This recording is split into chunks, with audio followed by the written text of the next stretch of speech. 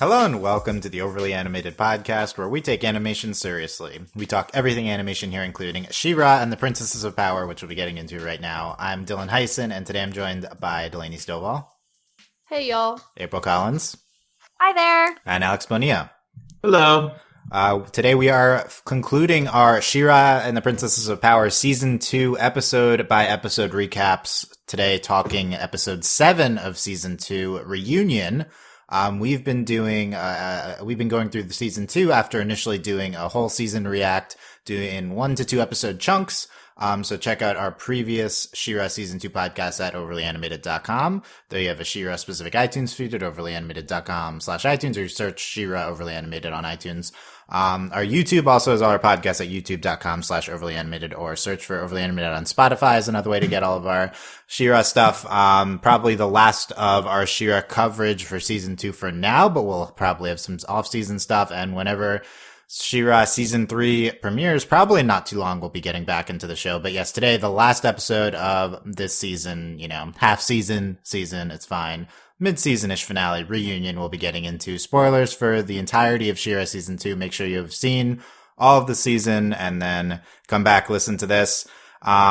Just talking this last episode here. Let's get some overall takes on this episode. April, what did you think of Reunion? So I think there's some nice moments. I get really caught up whenever we kind of do the same parental storyline. I was really excited that Bo had 2 dads, but I also have lots of questions about that.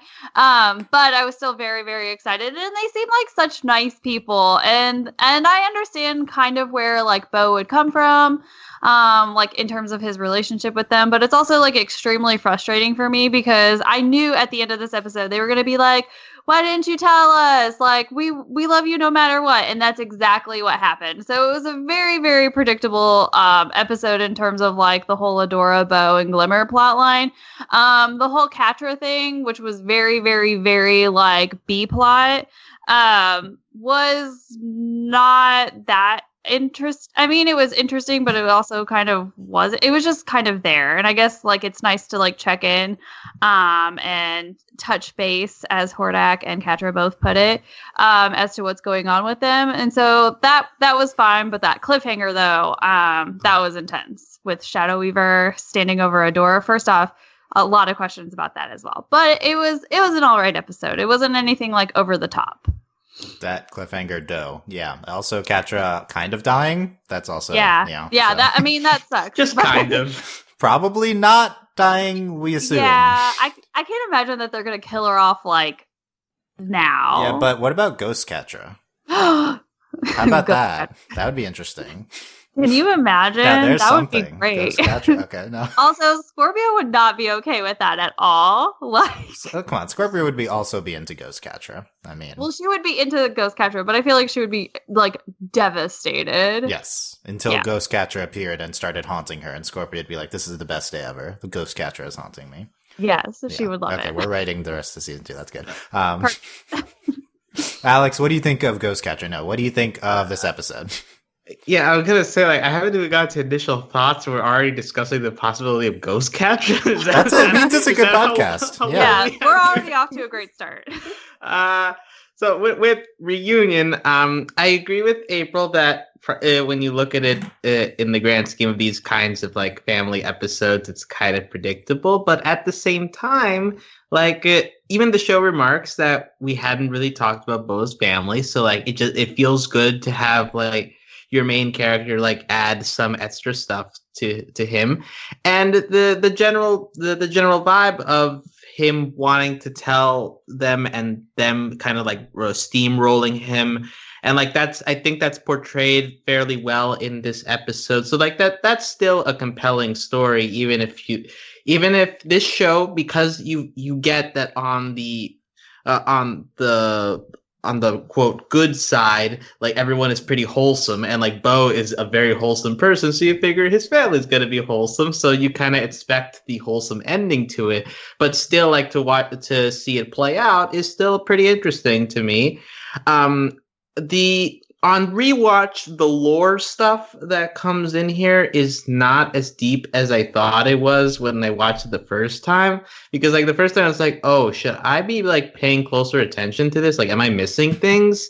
And then when I watched it the second time around, it's like, oh, well, there's not that much in this episode actually, but like is about the, I guess we'll talk and maybe there's stuff that I'm like overlooking, but like it, for some reason, this felt like an episode that was meant to like set up lore stuff for future. And then it's like, I'm not sure how much of this is actually going to be usable, but and also just the Glimmer Bow interactions specifically were very compelling, and like Glimmer feeling very confused about like why Bow feels the need to hide these things. Like that's also a feeling that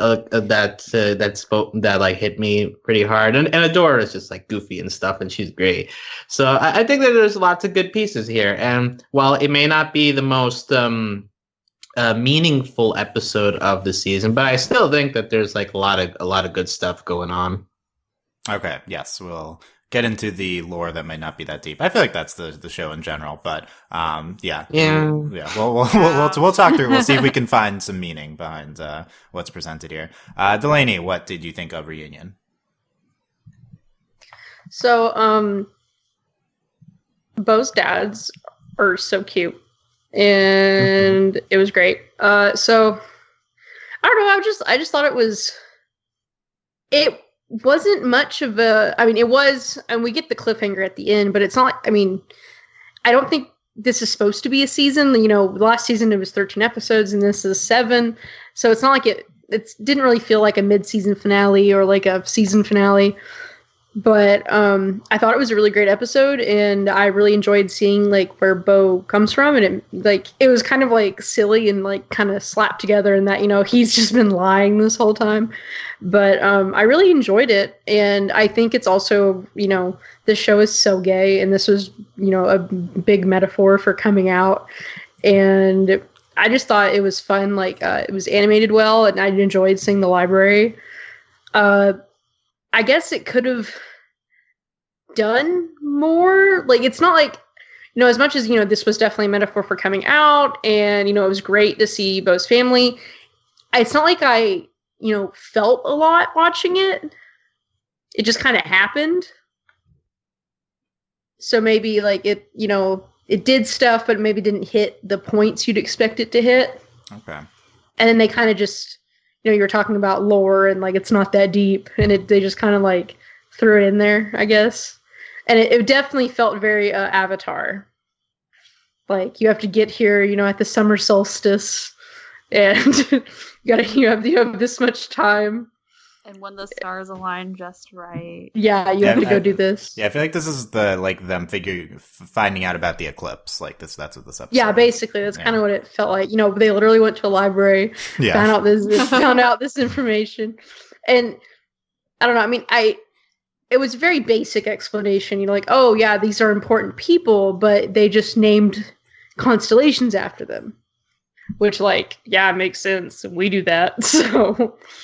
I mean, overall, I enjoyed it, and I do think it was a really good episode. It just maybe, I don't know, it maybe could have done more with what it had, I guess. Okay, well, we'll get into what it might have done more, or what did or didn't hit. Yeah, I really like Reunion. I like this even more on second viewing. I think this is one of the best episodes of the season. I think that the A-plot with Bo's dads and the giant coming out metaphor, I think it's really, really well done. To me, I think there's stuff that does hit. I think there's a lot of quotes that I want to get to, which I think are really poignant and, very true to kind of this coming out experience, I feel like. And I think that, you know, I in general, I am frustrated with metaphors instead of talking about what we mean. I talked about this on the general podcast. Like, that's kind of something that frustrates me about this show. Definitely that's true of this episode. But you have to get past that. And it is a muddled metaphor because Bo has 2 dads, and but yet it's a coming out thing to them. And it's you know, it's tough to like parse, but it's assuming you can just accept this, like, that this is just a coming out story and it's like thematic, then I think it's like really great. I also think the B plot stuff is kind of does fit in that it all culminates into what, like, you know, like, it's weird that the mid-season finale is like this very fluffy A plot, but it does, the B plot stuff does culminate very well, I think. I just really love a lot of the stuff we get into with Bo. Bo and Glimmer's talk is a highlight of the episode. And also this episode's just very funny. I think potentially the funniest episode of She-Ra. I don't know what I guess episode 4 of the season. But that's like a straight comedic episode. This episode is a lot of like, not necessarily subtle, but background, kind of, comedic work. It's a little bit more on the like the sitcom-y side of hijinks, Yeah. you know, like Adora and Glimmer try to fake being scholars, and Adora is like saying things in a weird manner, Yes, you know. and I think it really Well, works. she's like, Week's it's like this episode. weird, like, I don't even know how to explain the way she's pronouncing things. She's trying to sound Right. smart without, but Yes. like she doesn't know how to sound smart, but she knows smart people Yeah, talk that's- differently, so I should say things in a different cadence. That's her, Scholars. the entirety of the episode is her doing that. It's fantastic. Well, I Yeah, will it's say, I think probably the best part of the episode, like comedic wise, is Adora the entire episode. 'Cause Yes. she's Yeah. Yes. the dumbest person, and I love her so much. She is so stupid. Yeah, we're gonna get into all the great Adora quotes. But yeah, this episode's really funny. It's meaningful. It's like really well presented. Bo's two dads are great characters. I think the capture stuff has some good stuff there. So honestly, I mean, I need to rewatch the rest of the season. I only rewatched this one so far, but I'm okay if you say it's the best episode of the season. I think it's like top 4 at the very least, probably top 3. It could be number 1 or 2. I'm pretty high. I'll set pretty high on it. I'll get into what I love specifically. I think tempting to get into the because since we brought it up, the Adora scholar stuff, but we should talk about the coming out metaphor. I think that's the main purpose of the episode, and Bo having 2 dads. Let's start with Bo's 2 dads, Lance and George here. Yay! Yay. Yes. They're married. Yes, gay. This gay. is true. Wait, did Delaney say gay and April say yay, or did Yes. April also I think say April gay? also said gay. I don't know. What April? We'll clarify, April. What I said, whatever you believe that I said. Okay, gotcha. Gotcha. Nice noted. metaphor.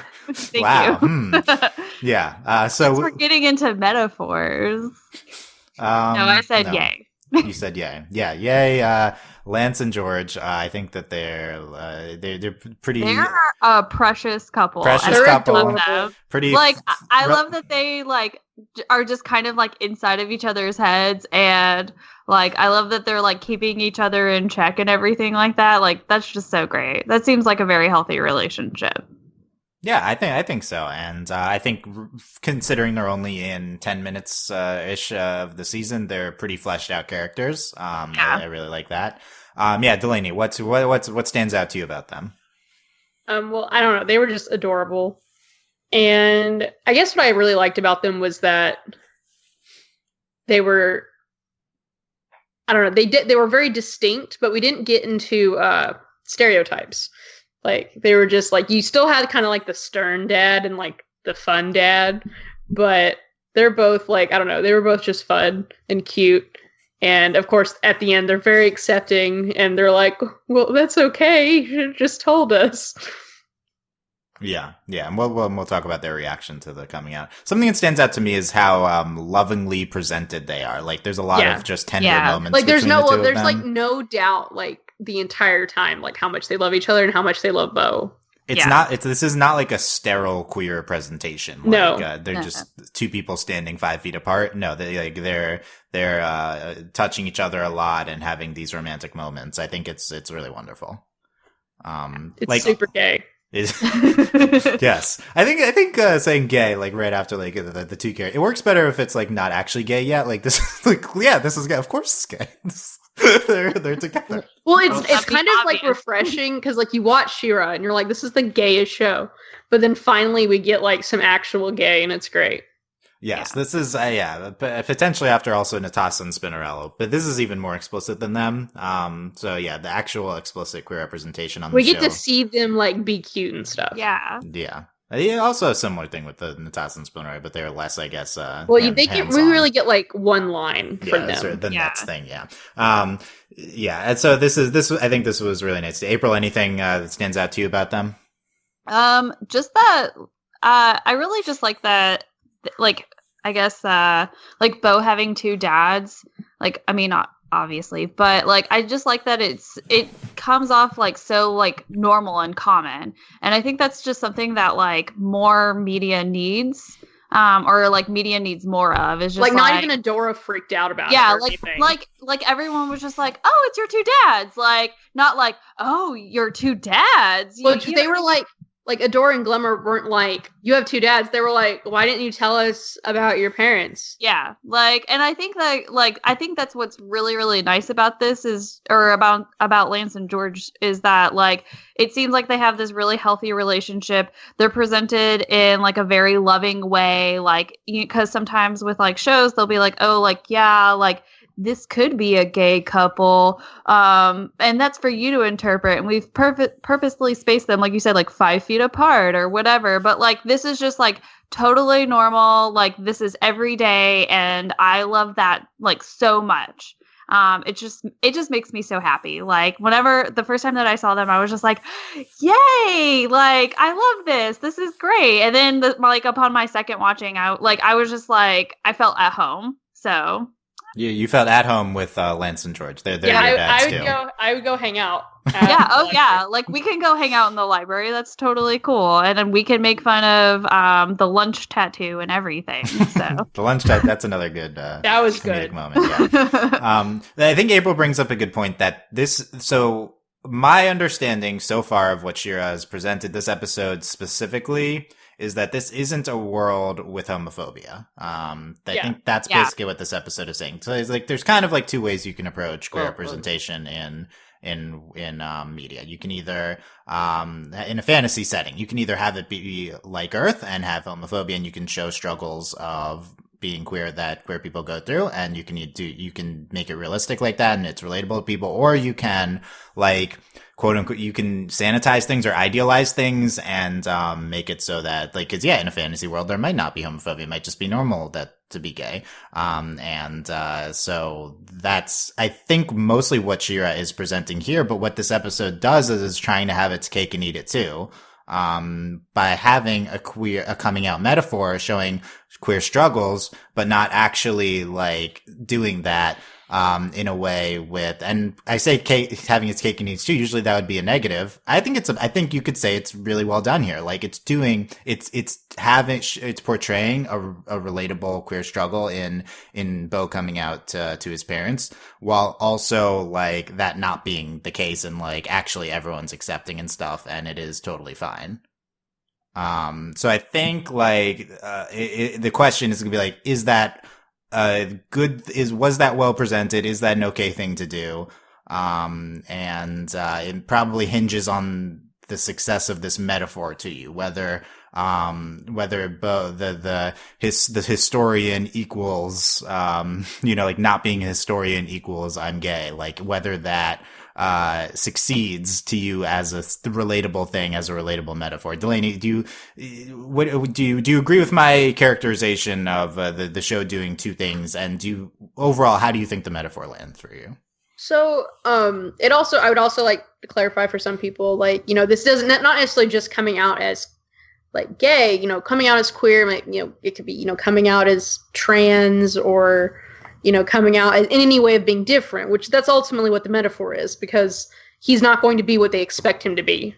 Yes. And we talked on the season recap podcast about Bo being trans headcanons. I talked a lot about that. We're going to get into that again later. Yeah. So, we talked about in Miraculous Ladybug where they had a metaphor and they had it, but the show is never going to touch on it ever again, and they don't talk about stuff like that. She-Ra is a show where we have characters who are very much, they are non-gender conforming. We have characters who, you watch the show and you're like, this isn't your normal, like, cis-het show. Like, you're literally watching the show and you're like, this is so gay. And we're not quite there yet, like we are in Steven Universe, where we're like, they're gay. They literally form a lesbian, and then we're not there yet. They literally form a lesbian. They literally form a lesbian. But we do get this. So I think what's important here is that, you were talking about, having your cake and eating it too. Like I think that's what makes this metaphor work, is that, it's a metaphor, but he has two dads and they love each other, and that's not the issue.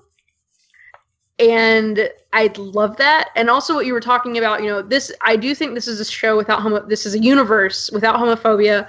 And I also think this is a universe without racism at this point, because the fight between the Horde and the princesses isn't about like they're different. Like no one cares that Catra's a cat and that Scorpia's whatever Scorpia is. And like no one cares. Like, and no one says anything like that. And we're only like 20 episodes in, but at this point, I feel very comfortable saying that. And I think when you build a universe like that, and you have two dads, and you just have characters who are they accepted Adora, who is literally was the enemy, and I think that's part of it. It's not just what they did, it's the context of it, which is ultimately where most shows fail, is the context. And I mean, I really liked it. I really enjoyed it. And I think it was done well, especially because we have the two dads, and they're not, like you said, they're not sterile. This is a very loving queer relationship, and they're super adorable, and they're immediately like, Bo, like, we love you. It's okay. And I think it's just done really well, and I don't know, I just really enjoyed it. Nice. Yeah, I think the broad point about the context of the show being important, in that the show is just very very queer overall, like that shaping, like, yeah, it's not a strict coming out story. Like it's like not like actual queer coming out story. It's like a metaphor for that, but like also like there's two dads here in the episode, and that helps inform that. And then the show overall is really, so I think that's like overall in the context of the show, it's not like it loses anything, maybe by not literally being about that, because also everyone else is gay. So, I think this is a good point. Alex, what do you think of my characterization of, like what the episode and the show are trying to do in terms of like, no homophobia, and the episode presenting a metaphor here? Well, I was trying to look for this, but I don't know if this is an interview that Noelle Stevenson gave or someone just commented on it. But like another way of wording this would be that this is a world where no one goes in with the assumption that someone is straight, right? Like that's not the default, which is what a lot of media works with, that like that's the default. And She-Ra is like one of the few shows that doesn't abide by that. And so that is another way of like displaying that like homophobia doesn't exist here, but because like that assumption just doesn't exist in the minds of these characters, to the point of like Glimmer and Adora just being like totally fine with it. It's more just focusing on them as parental figures more than anything else. Now, as for like the metaphor that it's dealing with here, I can't personally speak to the idea of coming out as queer necessarily, but what I will say is that when I watched the episode initially, I connected with it due to like taking it from a different angle in terms of the idea of having to inform your parents that you are no longer going to abide by what they want you to live your life by. But they raise you to become something that they are totally set on. They do not listen to your desires because they feel that they know what's best for you, and they ignore your desires because they figure that they know best. And so it hurts to deal with that for a full life and have to pretend you're something you're not for the sake of keeping familial ties fine. And then it hurts to rip off the Band-Aid when you have to finally tell them that like you're not going to do that anymore. Now this show portrays the ideal aspect of parents being okay with that, and maybe that's good to display that, like, you know, you should take the plunge and not let the potential reaction affect you. And then it also maybe helps some of us who had to make those kind of decisions and did not come out the same way. But what my point is that, like, I think that the metaphor, it can definitely be taken as coming out as queer. But I also think that because of the vagueness and of the muddling of the metaphor by having gay parents be part of this, that I do think that it also just opens it up to be interpreted in different ways by other people who are watching it. And you can argue if that's a positive or a negative, the fact that it's open to a lot more interpretation outside of it being just related to queerness. Yeah, it's a good point that the broadness of the metaphor enables more people to relate to it, and it sounds like you personally found meaning in that. So you enjoyed that aspect of it. Yeah, like it definitely felt like that this would have been the ideal way I would have liked it to go in my life, but I think about like people who are, there's a lot of people who like live that way in different ways of their life, where it's just it's either in family or it's in another social construct that you need to break out of. So like it can definitely be opened up, I believe, to like many people and still be as emotionally effective. Okay, well, yeah. So I guess that would be the question is, certainly, okay, more people can relate to it. Does any lack of specificity hurt it in terms of emotional effectiveness? Right. Yeah. And so you think no to that? I think, well, look, I think that it would maybe be more emotionally effective if it like was able to be more specific in who it's aiming at, right? But I also don't think that it's necessarily a negative thing that you're allowing many people to come to take their own interpretations of the interaction there. But I definitely agree with the idea that like if you make it more specific, then that could potentially be even more empowering to the people that it's being focused at. Yeah, I think it's that's a great point, and I think you're largely echoing probably what the perspective of the show and the episode is, which is that they want as many kids or generally people, but specifically aimed at kids, to take away like situations from with their parents and be able to relate to that and have a positive impact on them. And yeah, I think that's a great thing. So I think that's a great telling of like the good parts of making this and starting to get into the discussion on that. But back to the briefly to the point of this being a no homophobia world, and Alex pointed out that it's a world in which it's not no straight defaulting, right? Like and I think that most pieces of media aren't this. Most pieces of media would reflect culture on Earth, but this is kind of two ways of telling queer stories and in fantasy worlds. And we talked about this in the podcast before. It's kind of general discourse, but if you're unfamiliar, like no way is better. Like this way is good. In terms of presenting an idealized world, an escapism world for people to like, oh, there's what it would be if I was accepted like innately by society, and I think that's great, and it also is just like how a fantasy world might be logically, But maybe you lose some of like the relatable struggles that you're telling, and so that's why you might want to have homophobia in your fantasy world, so that you can portray a relatable, realistic story to the people watching it who live on Earth.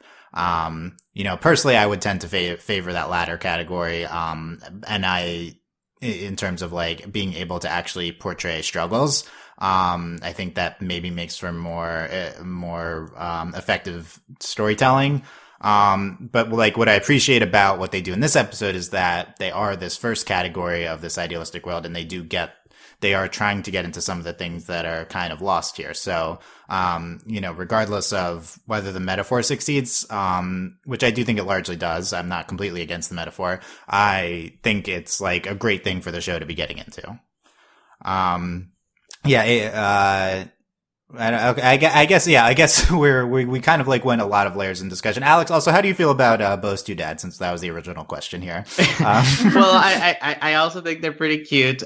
There's that moment where I think it's George who's in front of the fireplace, and Lance comes over and like kisses his fist because he can tell like he's kind of stressed out. So like little moments like that are sprinkled throughout the episode that help you to feel good about the relationship, and also like I think April mentioned, like they are like pretty layered, like because you have I'm sorry if I'm messing up the names here, but Lance is like at first anxious about like, oh, snacks, and then he gets distracted. He's like, oh wait, what was I doing? So like he's kind of like anxious, excited there, but then also like he lets out that giant laugh when he figures out that the tattoo is wrong. So like he's also like kind of fun. So I like that. While you could put them into like bots or like tropes, but like they do enough to like give them like different personality beats throughout the episode to keep them from being stale. Yeah, I think their personalities really shine through, and they have a lot of great moments here. Okay, to start to conclude the metaphor discussion or get into the meat of it, I don't know. We'll see how it goes. But so initially, my reaction to this was I was frustrated by what was happening here. I came into this episode with a pretty preconceived notion about like what I wanted from a Bo backstory and from a presentation of who Bo is. I've read a lot online, from trans people about this trans Bo headcanon and how Bo is, I mean, it's very vague and hard to, get into specifics of what the show might be presenting, but, Bo being a post-transition, trans man, I think that this is something that I would love for the show to have been exploring. I still think it's after this episode, it's who Bo is. I think the show is trying to do that without getting into it explicitly, much like, everyone else being queer on the show, right? Except for Lance and George, which is great. And so when we had this whole coming out thing and it wasn't specific, that was frustrating because it's like, we could be talking about this in detail, but we're not. And so I guess that's like Alex presented the big positives here. The negative would be, trans people don't get to watch this and see specific representation to them. And maybe they see something that's vaguely meaningful, but it also applies to a lot of other people. Cutting out other people is it's not the point. It's telling specific stories that are and telling stories about underrepresented people in media is very powerful. And this would have been, I think, a big thing. And it doesn't mean we're not going to get into this with Bo in the future. And it doesn't mean that this wasn't what was wanted to be told. Of course, as we say a lot, the crew is probably very limited in the explicitness of queer representation that they can get into, censorship wise. I think that, that was my initial reaction to that, and that's kind of the argument against a general metaphor. It plays as a general queer coming out metaphor. It also plays, as Alex said, just a general thing with parents and you're being yourself. And so I think there's a lot of layers it can get into. I still think it's very effective in the general themes, also queer themes it's getting into. So I guess getting into some quotes from this, Bo says, Bo says to Glimmer, because this is a big thing, the precursor to this, the talk, getting into some of these quotes here. I really love the scene between Bo and Glimmer. And I think the way the show presents this, there's lines that contain historian in them and then line break. And then there's very general dialogue. It's kind of a specific cutoff point so that I can quote things right now. And this is direct quotes from the episode and they have nothing to do with the metaphor at all because they just have also very general dialogue here. So Glimmer says to Bo, I feel like I don't know you at all. Bo says, Glimmer, you know everything about me, the real me. I act like someone I'm not with my family because the truth would hurt them. And he also says the truth is I'm not like the rest of my family. I've tried to tell them before, but they don't want to hear it, so I pretend. Right? This is it's there in terms of it's such a specific presentation of unspecificness that it's getting into. It knows, I think it's clearly not just our interpretation of this being a metaphor. This is entirely what the episode is about, in terms of that. And then he says to his dads, this is who I am and I can't lie about it anymore, even though I'm breaking your hearts. And one of Bo's dads says, what's breaking our hearts is that you've had to lie about who you were. How you thought you would lie about who you were. So, I think there's, I interpret this certainly from a very queer lens in terms of this queer coming out scene here. And I think that it's, some pretty powerful dialogue despite not having specifics to that end in it. It's a tough metaphor. He's coming out to gay dads, right? That's not that might not be a real situation. That can be a thing in and of itself, but, it's something that's a little bit hard to parse. Also, if you take it as a trans coming out metaphor, then it's hard to parse in terms of, how this literally plays. It doesn't work if you're going to take it literally. He would have had to have come out before if it's the way I presented. Which I would say, if it had, which I also like, I'm very much about the trans headcanon. I would say like that we could still get that later with like Glimmer and Adora. Right. Like, yeah, exactly. Right. Like Glimmer and Adora might not know he's trans. Because that's the thing. Like because I think like I understand the frustration with, you know, one, it's a metaphor and that's obnoxious, but I think if you're gonna have gay dads and like one, it's kind of funny that he's coming out to his gay dads. Like that's kind of funny. And then like number two, like it's very much like, yeah, it's general, but like if you're a gay person watching this, you're like gay, like you're like definitely. He just came out to his dad's. Yeah. And that's, you know, it's very meaningful. And I think like that's why they did it. And I don't think it's a bad metaphor. Yeah, right. Which I think like because they couldn't literally do one. Like if they were like they can't literally do one in this episode, if that makes sense. Like you mean censorship wise, or based on how the story is being told? Like based on how the story's going, like there's like what is he gonna say? Like because the thing is like at this point his dads know. Right. So if Bo is a post-transition trans man, like he already be out to his dad's. Yeah. That's the makes it hard. What's he gonna do? Be like, I'm straight. I really like Glimmer. Like, what is he gonna do? It could have been a straight coming out. Yeah, this show would do that though. Yeah, they would. But like that's the thing. I like that because that's the only thing I would say is that, it would be like I would love if Bo is actually trans. That'd be amazing. And then. Because I think if he is, I think we will get that. Because like if you can have two dads, I don't see the problem with like. Yeah, I mean it's a huge step in terms of like representation on a kids show. Yeah, because dads are. We talked a little bit about the season-long recap. Dads are easier to present for whatever reason. It seems like parents. Yeah, but the thing is, like, I agree that you could do a coming out to Glimmer and Adora thing. But that scene with Glimmer was like that, like Glimmer right. It finds was kind of it was very. And the thing is, when we say it's unspecific, specific, it's very much to me like I've never come out as a trans person, so I can't speak for like the transgender community. But as someone who is queer and like identifies as other. To me, like this speaks to me as coming out as trans. Like that's how I read it. Yeah, and I really and I read that, and like that's I think you get that with the Bo and Glimmer talk. Yes, It's like what they're talking about is like when you talk about pretending, that to me like speaks more about being trans versus. You know, granted, everyone has different experiences, but like when there is some, you know, pretending when you are like, you know, pretending to be straight. But for the most part, you just kind of like don't do anything. You're just like, I'm just gonna never say anything ever. Yeah, I agree. I think it feels more trans specific than to me specific.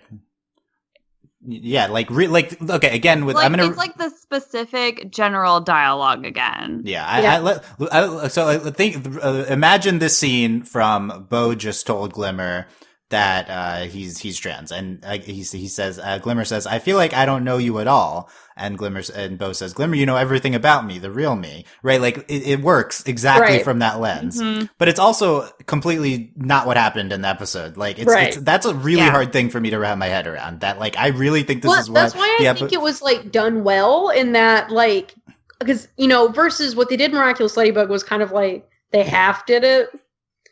Where they were like, we're going to talk about it, but it's not going to matter. But here it felt like, one, like, you know, it was a big deal for Bo, and they made it a big deal. And I think that's the big thing that's important is that Bo said something, and his parents accepted him, and they were like, we love you, like, it's cool.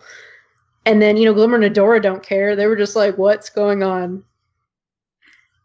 And I think, go ahead. No. I think if you can parse, like, if you can wrap your head around that this like is about this trans coming out story, and it's also like literally it's also like what the things that are happening in the episode are happening, even though those two things can like logically do not mix in terms of the timeline or anything else. Right. Like, is if you can then it's great. I think if you can, and I did get past that a little bit. I think on second viewing, I think like it is really meaningful the things they're talking about, and it does like ring really true in whatever like stories we're telling here. I think with these characters. It's like a level 4 metaphor. I've honestly never seen anything like this episode. Like, this episode's so weird. Like, what they're... It's a very weird episode.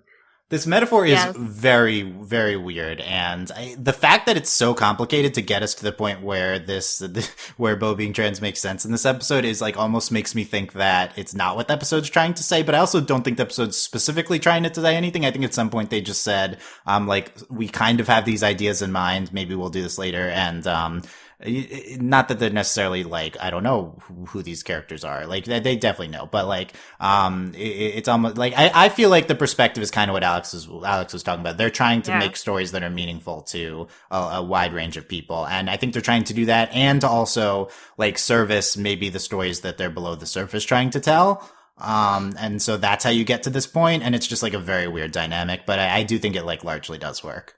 And at the very least, it's like very unique and very like meaningful in ways other like kids media is not meaningful. So, there's like a ton of positives here. But yeah, I guess this mostly covers also just the general point of, the direct metaphor of like not being a historian to like replacing that with whatever personal dialogue you want to insert here is I think a major broad component of this. Just like, you know, just like take this out of the dialogue and add whatever you want, and it works as these other things. I think that's largely what people are responding to. It's like, LOL historian. Like, this is like a lot of reaction people are having. Which I think, you know, it was very much on purpose. And, like, that's why that's also why it works, is because it's so obviously a metaphor for like anything. Like literally anything but what they're actually saying. Yeah. And I don't know if this is like reading the wrong thing, but like also the idea that like historian is something to do with looking into the past, and Bo, whenever he goes to his family, he's kind of like has to pretend to be his past self. And so like that moment where like Glimmer is, she's confused, right? She's like, what's up with you? I feel like I don't know you, because like Bo is acting the way he was before he met Glimmer. And like I wanted to comment on that because like Glimmer's delivery in that part of the conversation was just really great. Like you could like feel like what is going on. Like she feels very lost in the situation. Like the general concern and everything. Yeah, it's kind of like that's the thing that's weird. I think that's ultimately what's weird about this episode, is because you would think traditionally, the traditional story would be Bo being like, I'm trans, and everyone being like, what? But no, this is like the backwards. It's like when you go to college and everyone knows you're gay, but like everyone at home doesn't. Mm-hmm. So, like, and then you have to like go home and like. Yeah, or I mean, and speaking like generally, like you have like people who you are more open with, and you can like share your true self. But then there are people who you've known from before, and you just don't feel the trust there to show what you actually are. And so like you have to like sometimes you feel like you need to balance those two things, and then when the two combine, like you get stuck in a situation like where Bo is, where like he doesn't really know how to like handle it, and he's causing people who know him for what he is to like they feel the need to like point out like, hey, like you should be able to be your true self with everyone no matter what. Yeah. And it's a really interesting dynamic with, I think, Adore and Glimmer there, and also the Bo's parents. One thing I think that was lost a little bit for me, I think that they maybe had a sacrifice in service of other things they're doing this episode, is Glimmer and Bo's relationship. I think we had that one fantastic scene, one like a little disappointment. It's not that big of a deal, but I really love Bo and Glimmer's friendship, and I think like we didn't see the full reaction and like resolution of Glimmer. Like Glimmer's like, I feel like I don't know you at all. Like it's kind of like a bad thing to say here, and not the ideal response. But it's also understandable it's not good, but it's you get what where Glimmer's I guess coming from, and the delivery is really good on that. But they don't like hug it out at the end. They don't talk it through. I also feel like Well, I will say immediately after that, Bo is quick to assure her, like, no, you know the real me. Like this is the person I'm being here in front of my parents is not that you shouldn't be taking that as like that's the real me. Well, like, Glimmer you should be already like, know yeah, that. I accept Yeah. you for who you are, and I'm sorry, and like that was like, and then also like this notion of Glimmer not having known anything about Bo in the past. I don't know. This was just this is the dissonance with headcanons. I'm like, oh, they knew everything about each other. They grew up together. Like, no, okay, I guess the Glimmer knows nothing about Bo. I don't know. It's the thing too is that like we were really well. It's like we don't even know anything about Adora. Like that's also we're in a weird place with the universe, and we're 20 episodes in, and we're like, who are these people? Right. I assume there was a deep and long friendship between Bo and Glimmer. Bo just showed up one but day. apparently Bo just showed up a few years ago. So literally just showed up. I hope to. I really want an episode largely delving into the two of them and their history and their friendship and stuff. Yeah, and there's that moment when the dad is talking to Glimmer on the side. It's like in his letters, it sounded like you brought him out of his shell. So like that'd be interesting to see. Like how much truth was that versus Bo writing things? It sounded like there's truth to that. Yeah, that would have been another thing. And I feel like the episode like had those things in mind and would have gotten into it if it had more time. I feel like is basically what I think. That or it's setting up that we're gonna look at that later. Right, and I also keep in mind this is the first half of a season, so this could be directly a prelude to something we're getting into later, which I would love. So I really hope that's coming. Okay, let's maybe we'll get back to this when we go over other stuff. So let's talk the comedic parts, which we talked about already. I also think Glimmer is very funny in this episode. In the beginning, Glimmer Bo's like cryptically like going off to something, and Adora and Glimmer have to go after him, and Bo, this exchange between Adora and Glimmer. Adora says, "You mean the note that says I'm fine, don't follow me?" Glimmer says, "He's not fine. We have to follow him." I think is really good. And then also Glimmer also like distraught at Bo having like a full shirt on. I think is also fantastic.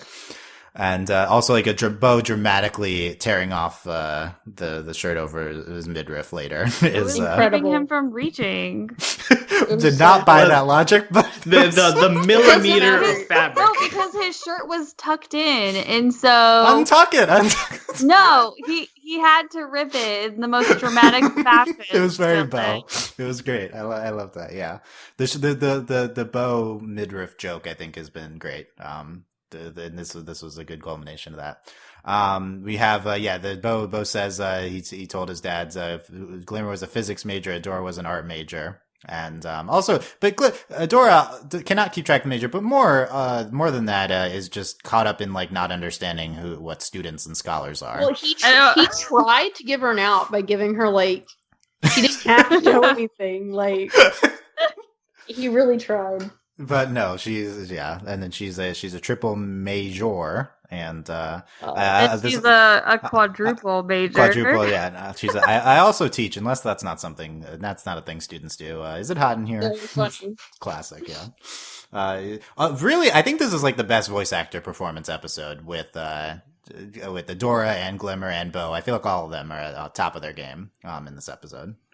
And the dad's tattoo saying lunch and not love, that was also really good. Yeah. I guess there's also a thing about First One's tech and they fight a thing. And also like keeping on the humor, like the swagger that Adora has when that robot's like, I'm just gonna take my sword. I know, she just like it's so good. Goes over and the whole time Bo's like, no. She's like, I've got this. Like just it's like, is this drunk Adora? I thought we did that. No. Yeah. Adora is so dumb. Drunk Adora always. That's just her personality. It's fine. Yeah. Immediately,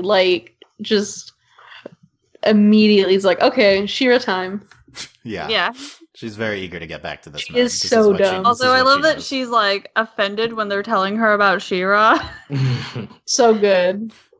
She gets really hyped for that dragon. The dragon, yeah. I've heard there's actually a dragon in the original show, so that could be foreshadowing. She's like, I want a dragon. Yeah. Instead, I just got Swiftwind. Hey, Swiftwind is fantastic and also seemingly written off the show after episode 3, right?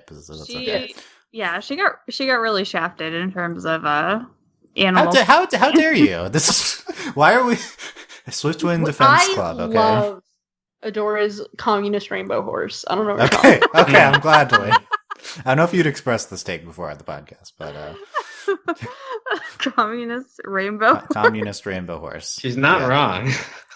I know, that's why it's so Like, funny. this is literally who he is. So, my girlfriend read that tweet to me today, and I was like, "He is a communist horse. This is so good." Okay, so tweet that's Communist. I think it was like communist flying horse, and I was like, "Yes." Yes. Okay. Well. Unfortunately, Swiftwind on the episode to talk about, so we'll move on. But we would love to get into Swiftwind more. Then this whole thing with the Serenia thing, and it turns out it's a constellation. In First One's time, they had stars. They don't have stars now, and this constellation's over the Crimson Waste. So that's where we're going now. That's Okay. the Wait. What do you mean? Do they for real not have stars now? that was the implication. I Apparently. think they don't have stars now. Yeah. That's kind of weird. I had a moment where I was just like, do they not have stars? Like, I don't remember this. Maybe, I mean, that could be why Hordak has, like, he has to build portals instead of, like, a rocket or whatever. Because he doesn't. Well, so there's no. Maybe there's- I think Mara literally pushed the planet somewhere else. That's right. So there's no stars now. That means they're further away from where they were. That means Hordak is maybe that's why he's trapped here or something. Like I think the planet is in a different location. Yeah, I think that's. Yeah, I think Mara literally pushed. Yeah, planet probably somewhere for else. good reason because Mara's definitely not crazy. So Yeah. Yeah, for she some probably reason. wasn't crazy. She probably had a reason for doing it. Yes, so I think we're going to get into these things in Yeah. the back half of the season. Alex talked about how the lore is not that deep. Yeah, this is what's the And Serenia that's stuff is it. nonsense. Like, there's really nothing here. I feel like, but I think that's maybe the weakest part of the episode is the Crimson Waste conclusion. That's just totally in service of the direction of the season and nothing to do with anything. I feel like, Yeah. but it's Well, fine. and You know, I it's how think the shows other work. thing that like is like Bo's dads are like, you can't go there. I'm like, it's like, come on, we're obviously gonna Yeah, we're And going they're there. like, promise me y'all won't Yeah, go there. no, And it's we're gonna be not like, gonna next promise that. episode, we're in the Crimson That we will- Waste. immediately that will open be in the next Crimson episode. Waste. Yeah, Like, like, promise me y'all won't go there. Oh yeah, sure, we're not gonna go. No. Yeah, I guess there is lore stuff with the original runestone. We like that's kind of interesting. There's a runestone that's not there or something, and the elementals connected to the runestone. Like there's like such vague threads here that I think like it's there it is talking about stuff, and we'll look back at this and be like, oh, there's a lot of stuff here. But like for now, I feel like most of this is not meaningful to us. No. no.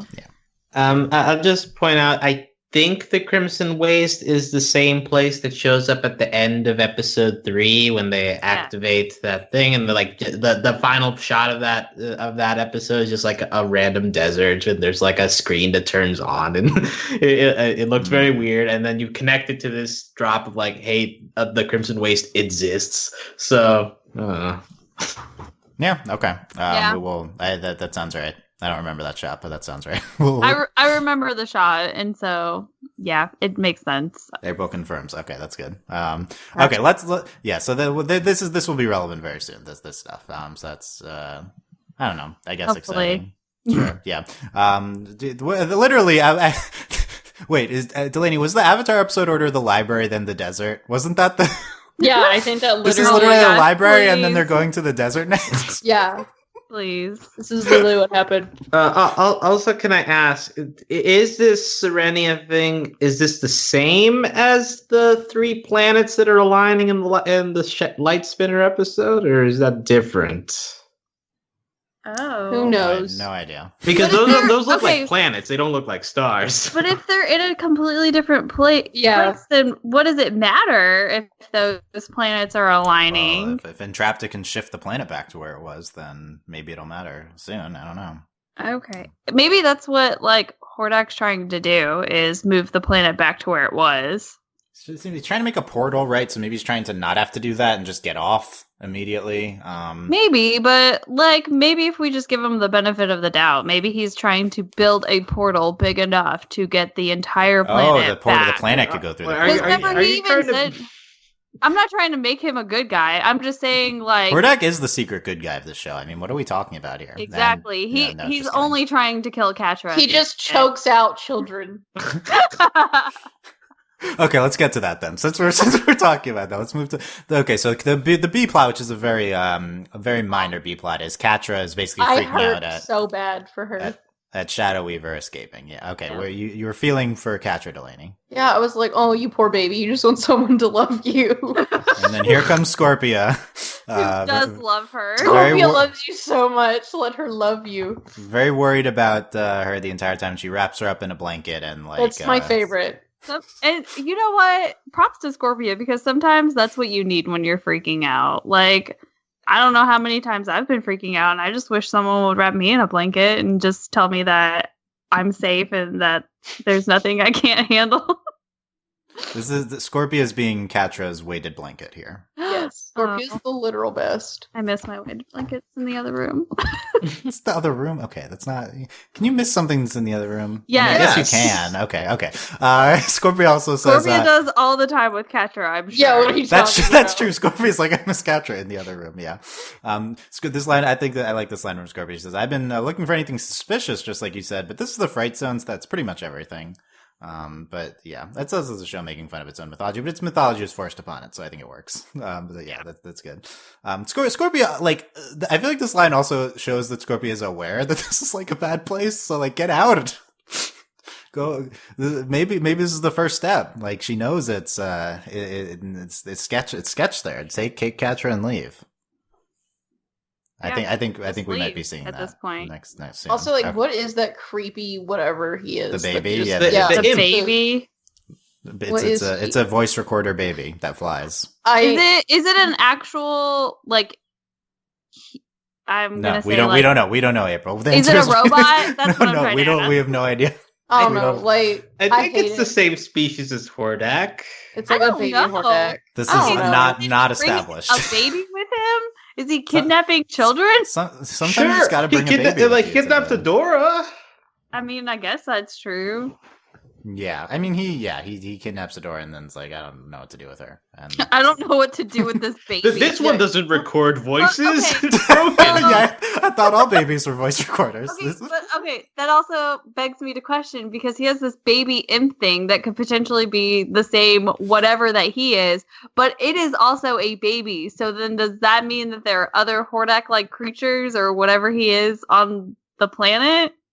We have no idea. Okay, I need answers. Hordak is an alien, as established by episode 3. So there could be other aliens on the planet, but he might be one of a kind. And his people will be on a different planet, I guess. Anyway, why haven't they figured out yet that like the little baby spying on them all the time? Because you don't suspect the little baby in the in the air vent. They should figure it out now, though. Catra should know now, but it's too late. Well, except she's dead, Rip. Because Hordak like tests her, and Catra lies, and Hordak's like he activates some contraption that is like suffocating her. Is my best understanding of this kind of. Yeah, like he says he figured out it takes out something from the atmosphere. And he's like, the thing you need to breathe. And like when so he this first is the thing from before. Okay. Yeah, this is when he tested on her before. So it's that again. So she literally can't breathe. Yeah, because he's like removing the disruptions in the atmosphere, which apparently is what everyone else needs to breathe. Okay, got it now. Okay, so I believe Catra will be passed out after this. I believe that's what's happening here, and she'll wake up somewhere. I'm pretty sure that's what. Yeah, I think. Will we get a Catra dream sequence? Oh, we could start next episode with a Catra nightmare. Yeah, that we could do that. Or maybe a nightmare, or maybe she's just like she has a dream about like her and Adora in the past, and they're like little kids or something. Because that would be very sweet. That'd be sweet. Or she has like a fantasy of her and Adora together, like in a relationship. And yes, even better. Well, I'm going to assume that I think what happens is that he's gonna get rid of her thinking she's dead. So she might be outside of the Fright Zone.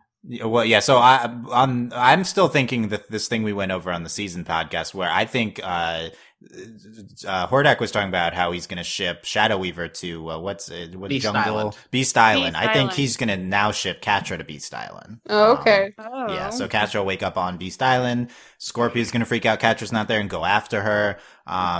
Could be where Catra's from because we don't know what type of person she is. Catra origins on Beast Island. I think this all falls into place. I think pretty soon. Now, Thanks for giving away the second half of the season, Dylan. Sorry, jeez. Yeah. May I say I'm worried for Scorpia because she is also in that room. She says, "We'll find her. Not a word will leave this room." The imp hears Scorpia being implicit in this. So we No, I would say she gets sent together. Yeah, like they could get shipped off together. Wow, yeah, that I think that's possible, and maybe that'd be good. I'm scared of that. But I feel Catra, Scorpia survival couple story on Beast Island. Maybe it'll be like Lars and Sadie about it. Oh yeah, that's maybe them being shipped off to Beast Island together will be like how Catra realizes that Scorpia is the one for her. That would be fantastic. Let's do it. I think the counterpoint to this is that Scorpia might be too important for Hordak to get rid of. Like he might just accept that, like because she's a princess and they have another strategic alliance with their family, or maybe they took her over. Maybe he doesn't want to upset the Scorpia king and queen. I don't know. So that might be the reason why he wouldn't act on this, or he doesn't care about Scorpia like Catra's. He seems to really only care about his very high level generals. So I think like he might just literally just not care about Scorpia. I thought Scorpia and Catra were like the same rank. Because are they both force captains? I think so. I saw because they talk about going to force captain. Orientation. Yeah. And they both have the badge. Thing. Yeah. So, but I think the thing is, Catra superseded force captain when she got promoted to number 2, Hordak's number 2. I think he doesn't care about force captains. He only cares about who he selects within the force captains to be his inner circle or something. Right. I feel like Catra's not in such good graces with it because she's just a force captain. I feel like she was specifically selected is what I got from the show. But again, the show doesn't say any of this, literally. That's my interpretation. Okay, we'll see. Well, yeah, so I think either way, we're getting Catra and Scorpia to Beast Island at some point, I'm hoping. Because that would be pretty fun. Okay, and then another component of this is the very last shot of we see Shadow Weaver standing over sleeping Adora. So Shadow Weaver is gone from the Horde and is in Bright Moon. This I don't ever read on how this one's gonna go because I don't know why is she there? I know. Why are you so obsessed with Adora? Well, Shadow Weaver is obsessed with Adora, so that's why she's there. Yeah. Yeah, the previous episode talked about her just needing to be next to the most powerful person she can be and use that power for her. And so right now she's kicked out of the Horde. So next best thing, get close to She-Ra. See if you can harness that power to do whatever you want to do with those aligning planets. Yeah, I think Shadow Weaver would want to use Adora's power. Also, she's just drawn to Adora. I think she does care about her personally, largely because she's powerful, but also there's that connection. So I think I think she super has a soft spot for children. Yeah, and specifically Adora. Yeah, well, I just meant showing her relationship with Micah. That's true. That's a good point. Yeah. And as much as she was using Catra, I do think she legitimately cares about Catra. In her own terrible way, she did messed up way. Yeah, she did care. I agree. I think that's what that episode presented. So I don't think she's gonna kill Adora. She's just gonna want to talk to Adora, or worst case, use her, but in tie her up at want her to cooperate with her or something. Is she just trying to find closure? Because that's so uneventful. Yeah, I don't know. I thought Shadow Weaver would be written off the show, but she's here more than ever. So what are we doing with her? That's gonna be interesting. Yeah, she just keeps coming back, and I agree with that. I also thought that we were just kind of done with her at the end of the first season, but apparently we're continuing this. She's got to come back with a vengeance. She has to mentally abuse everyone. Yeah. Yep. Keep her away from Glimmer. Come on, please. Glimmer's got to save her girlfriend. Yeah. Well, that would be. We've had this, and my girlfriend's so mad at me that I just said that. She doesn't even know what's going on. The ship struggles of you two. What about? Do you guys agree on Catra and Scorpia at least? Do we agree on Catra and Scorpia? Yeah. She rolled her eyes at me. No, wow. I think she's Catradora. Full Catradora. There's definitely a lot of people in the fandom. Full Catradora. But she wants Scorpia to be happy. Yeah. Who doesn't? Yes. But so she wants Scorpio to be happy, but she doesn't want her with Catra. No. What's the update? Did you hear the quietest no? From I heard the no. Yeah, but what does it mean? I don't. She's very conflicted. Okay, it's very so many relationships. Catra is so hard, but she wants Scorpio to be happy. May I offer Scorpia and Trapta? Nobody wants that. No. Okay. I'm just brainstorming here. I mean, people, and by people I mean Beatrice is talking about the just Beatrice and Trapta and like Hordak. So why not? Glimmer. Oh God, that's not okay. No. You missed this, Delaney. Yeah, Scorpion and Glimmer with anyone's fantastic because Glimmer's the best. True. Yeah. Glimmer and Catra, but not good for Glimmer. But that was appealing earlier this season. Yes, Glimmer Scorpia is Babu's. That would be good. Yeah. Okay. Well. Okay. So we're still. This is the thing with the fandom. There's some people that are like so, and I'm not saying they're wrong, but they're just like very Cachadora, and so they're having a little bit of a hard time with this part of the show, which is I think the separation of the Cachador part before they culminate, because I definitely think it's going to be Endgame and they're going to bring them back. It's not necessarily what I want, but I think it's like what the show's presented so far. And so this is like the part where they're exploring other things in the middle. And because the show went so hard into Cachador in the beginning, it leaves some viewers with with struggles in this part where they're exploring other. No, that's what's so great about this show. It's like everyone's gay for everybody. It's awesome. Yeah, I'm happy with that. They're exploring that. I thought we would just be all Cachador all seasons, but I'm glad we're exploring the other relationships. I'm happy with that. Now just give me more Glimmerdora because that's my please. OTP, please. Yes. Not enough this season. Hopefully, I know. God, been deprived. Sad. Yeah, really. I mean, I'm having But the same separation anxiety that all the Cachadora people are having. With Glimmadora instead? Yes. Or with Cachadora? Well, they still get to have, Hedora. They still get that, okay? We don't get anything.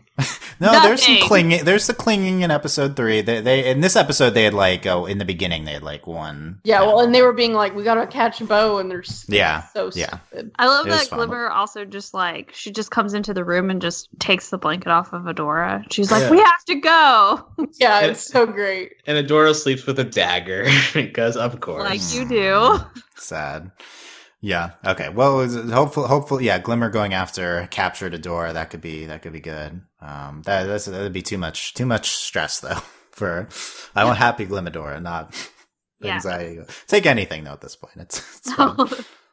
Okay. That's our off-topic shipping discussion. So, final thoughts on Reunion. Delaney, anything else here? It was gay, and Bo's dads are super duper cute. And I did enjoy the episode. I really did enjoy it. Okay, nice. I'm still not. I think I have to rewatch the season before I decide what's the end all be all. Yeah, definitely. April. Yeah, I really liked the episode. I like it a little even more after we've discussed it, and I know we talked about the loose metaphor and everything, but I definitely have way more appreciation for it after talking about it. And I still just want to emphasize that I love that this this world has no homophobia, and it's just great, and that we could have Lance and George. So I want more of them. I think they'd be helpful to the cause of the princesses. So that'd be interesting if they're at strategy meetings and you saw the one that was so a super anti-princess and stuff, uncomfortable. You could see something like that. Or even if they could be sort of that, because I know previously we kind of talked about how Adora doesn't really have that wise figure to go to. So I think they could be that figure for her to have to reference kind of hey, you could see an episode where Adora goes to the forest to talk to them and get advice. I think that would be really I think it would be an extremely successful episode too. Yeah, I think the show will find a way to bring him back in. If not this season, then soon. But maybe even the last 6 episodes. Who knows? Yeah. Okay, Alex, final thoughts. Yeah, I'd definitely be happy to see Bo's dads again incorporated somehow. I think there's a lot of possibilities there. And this episode is it's a lot of it's a lot of deep conversations of needing to sort out your life, and those are all played pretty well. Especially the Bo Glimmer stuff is just really great in this episode, and yeah, like it is pretty funny too. Like it's got lots of moments spread throughout, and obviously sad Catra. So that's in line with the rest of the season. So. Yeah, it's a good episode. I wish it had done more for the overall story, but like the emotional moments are still on par with what She-Ra has been able to do for its first 2 seasons so far. And yeah, the imp is great. So please stop dissing the imp. What? That's my final thoughts. Why? Because he's a cute little monster baby, and sure he's a snitch, but you know that's what he needs to do in life to get ahead. Snitches aren't okay. No. Yeah. And his evil little stupid laugh. He sucks. It's a great, and he just has the best timing, you know. Like he like lets it go on, like Catra being like, "Yeah, I totally did," and as soon as she like finishes, it's like replay. I lost Shadow Weaver. Like he's just his timing is always so perfect. He has a good like, timing, yeah. Yeah, he like it's perfect comedy.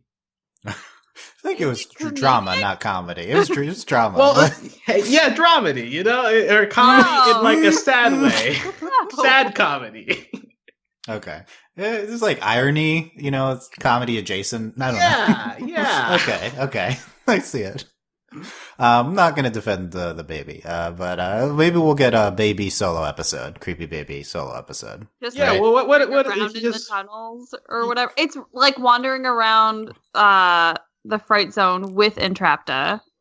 Entrapta would befriend the creepy baby for sure. Yeah. Like, okay, I would. How do you work? Where did you come from? That is super in character. Yeah. I would really enjoy that episode. Just them. I'm surprised she hasn't commented. Has she interacted with the creepy baby? She would definitely want to know what it is.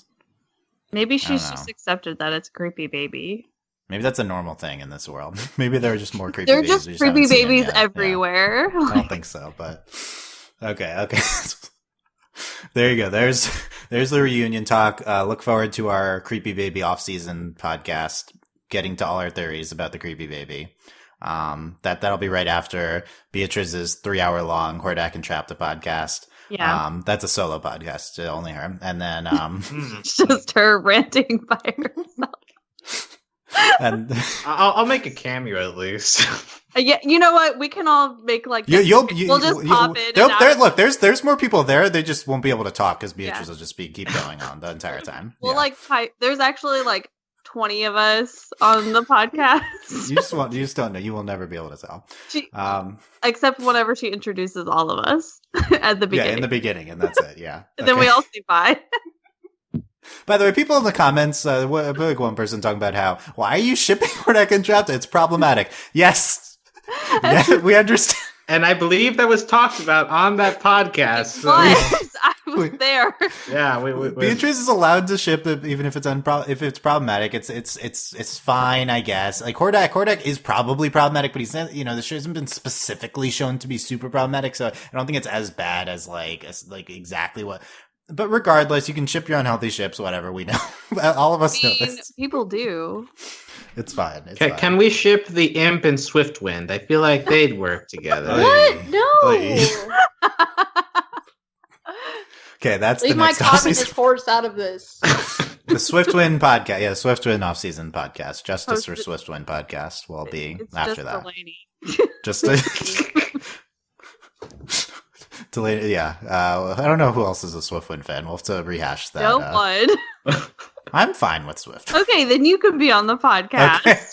I think there's at least a few others that would be not super anti-Swift. Okay. I said we want to talk about Swift. That's it for our She-Ra season 2 coverage. Thank you guys for listening. I hope you enjoyed our episode by episode coverage. If you did, please tell us in the comments anywhere. Email us, tell us in the YouTube comments on the website, because that would encourage us to do this again for next season. It is a lot of work to go through the season episode by episode for Netflix drops, so I want to know if people are listening, just beyond numbers, because I know even if it's a smaller audience, because we're still building the She-Ra audience and stuff, definitely a passionate one, and I know all of us internally really love this show and in our the community. So Definitely comment if you enjoyed this and want us to do this again for next season. Thanks like so much to Beatrice, Alex, and April for hosting these podcasts as well.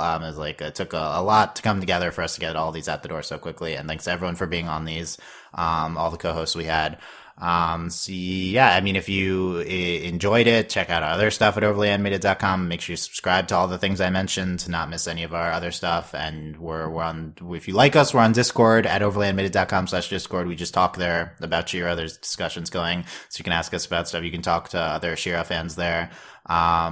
I know I can say that the She-Ra subreddit is a good place to go to if you want She-Ra discussion. Actually, you don't have to be afraid of Reddit this time because I delete all the big bibos. Don't worry about it. So that's our Princesses of Power. Wow. People are afraid of Reddit, Alex. I'm sorry, but it's unfortunate. I was being ironic there.